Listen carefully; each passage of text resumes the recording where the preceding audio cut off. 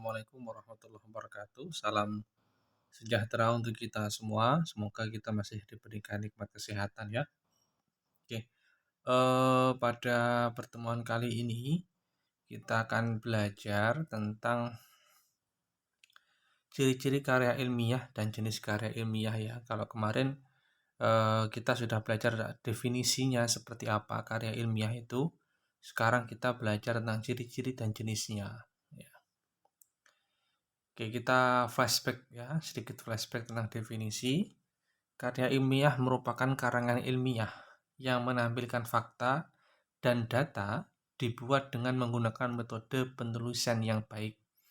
Jadi kalau karya ilmiah, karena ilmiah itu, maka seluruh bagian dari tulisan itu merupakan berupa data dan fakta, jadi tidak berupa opini.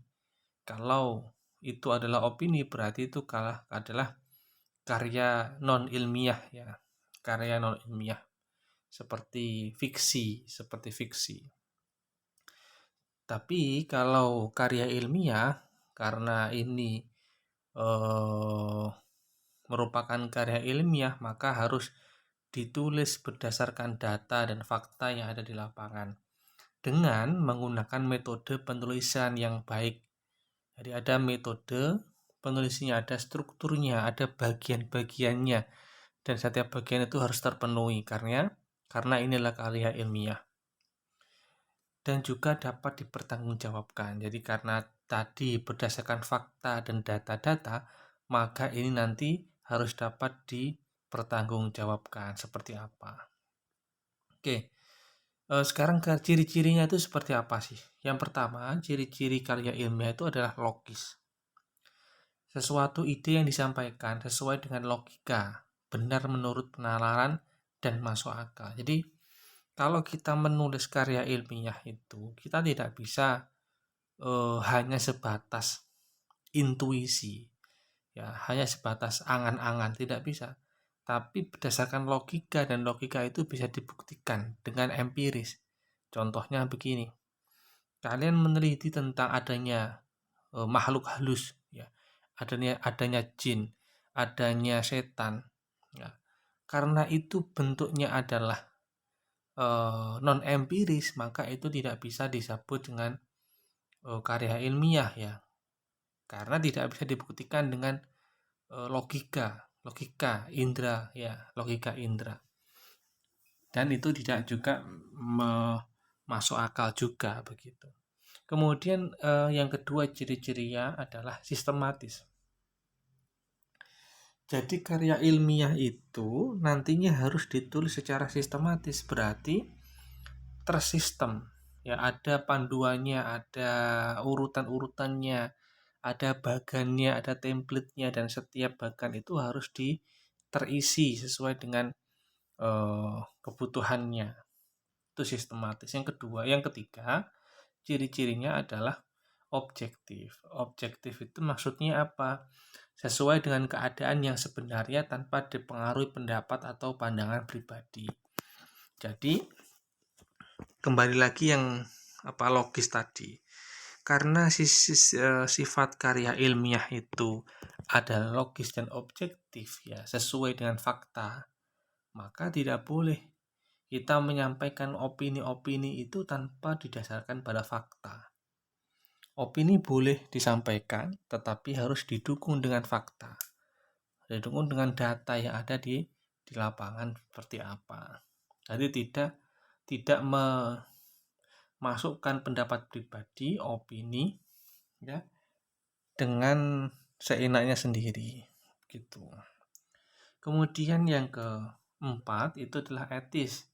Ciri-cirinya adalah sesuai dengan asas perilaku etika yang disepakati secara umum. Jadi setiap penulisan karya ilmiah itu ada rule-nya secara etis ya.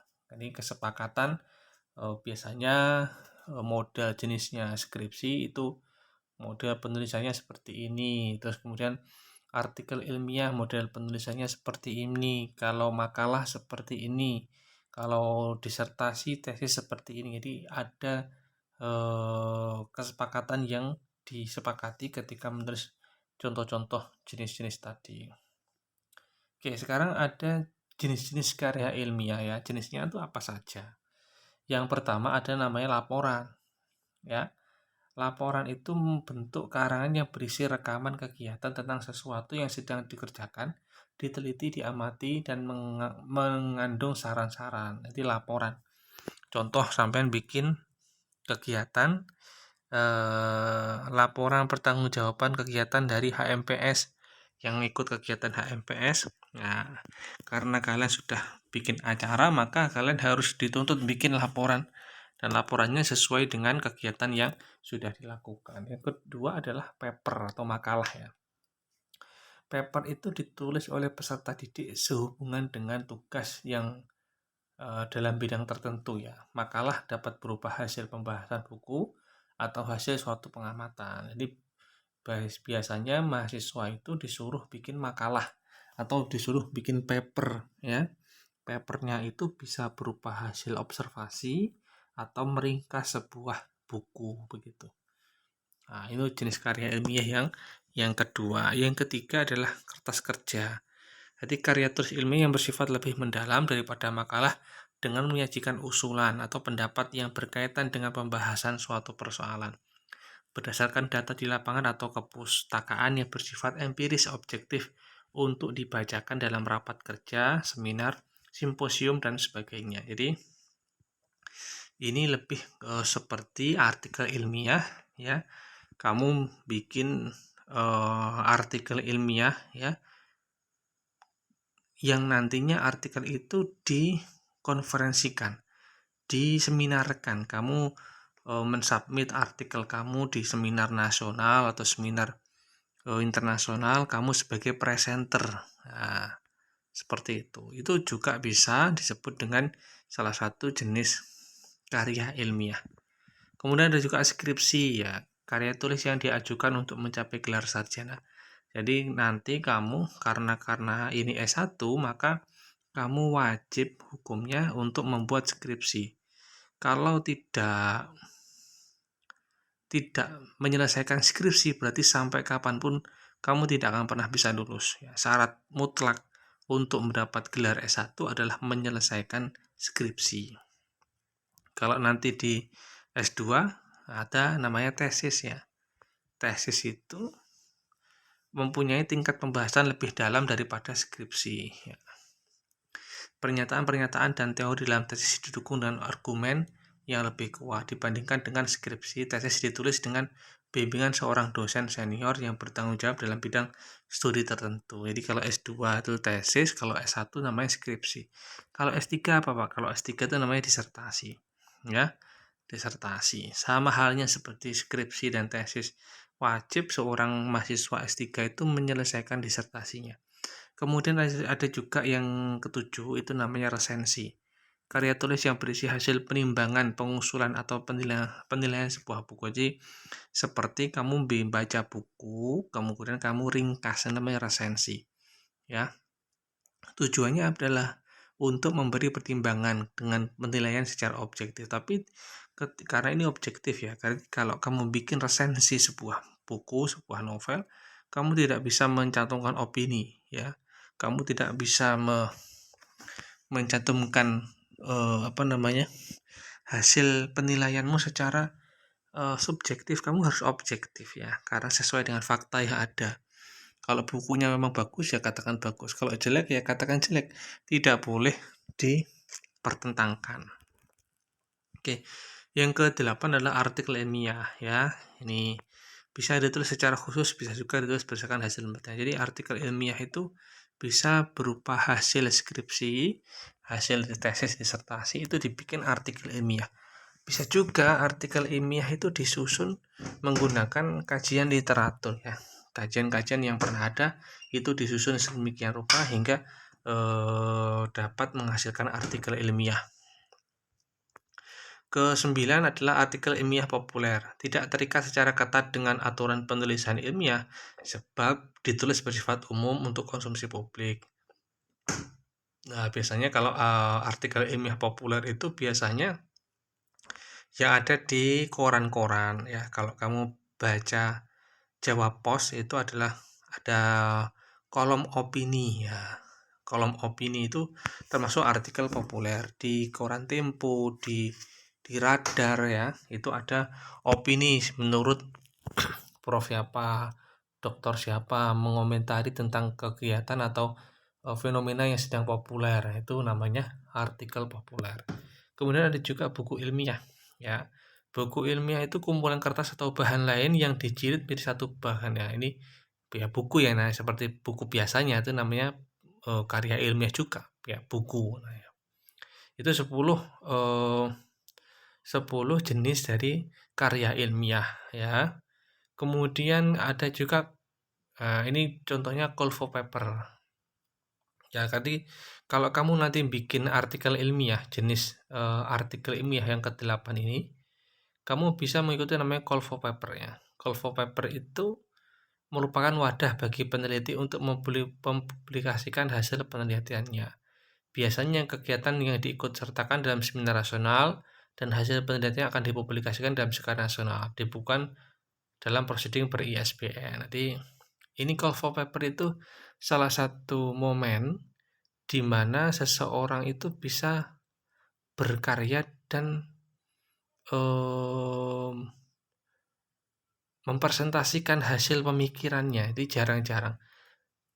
Jarang-jarang ada orang yang mau dan mampu untuk mempresentasikan gagasannya di depan banyak orang.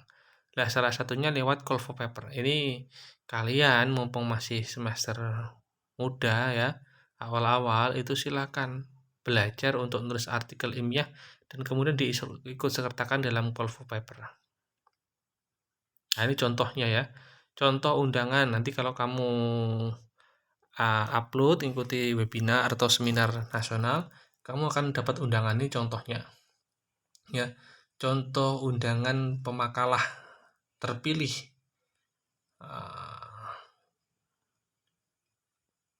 Contoh, nah ini contoh judul papernya.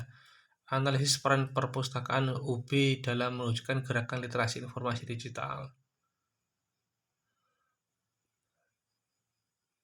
Nanti diterbitkan di mana? Di Proceeding Seminar Nasional Perpustakaan dan Perpustakaan di Era Digital, Surabaya. Contoh kedua, pemanfaatan layanan mandiri peminjaman buku dan kunci loker menggunakan model kesan sistem informasi Dillon dan McLean.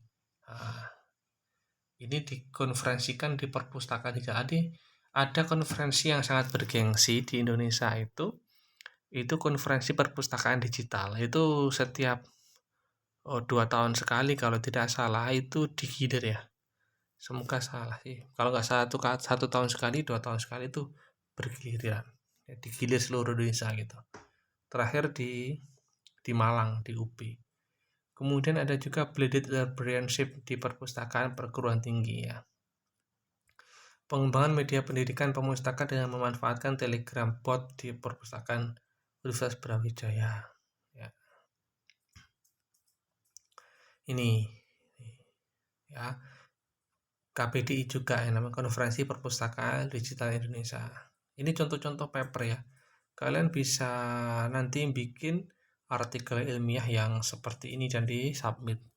Ya, di-submit saya sangat mendukung jika ada yang sampai diterbitkan. Nah, baik di proceeding ataupun di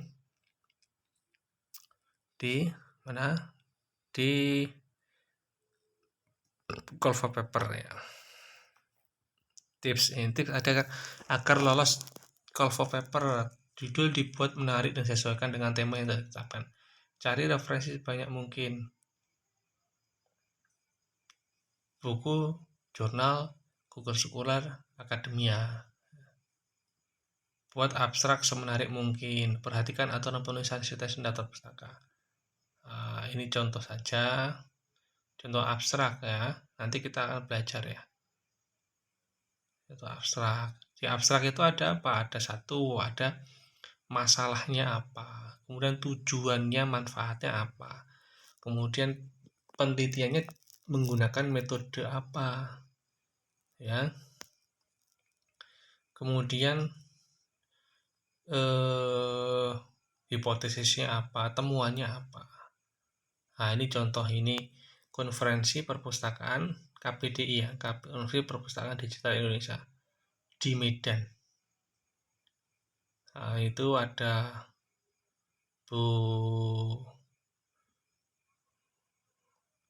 siapa namanya? Tiwi, Bu Tiwi ya. Ini salah satu pustakawan yang ada di Universitas Brawijaya yang mendapatkan juara satu pustakawan berprestasi di tingkat nasional.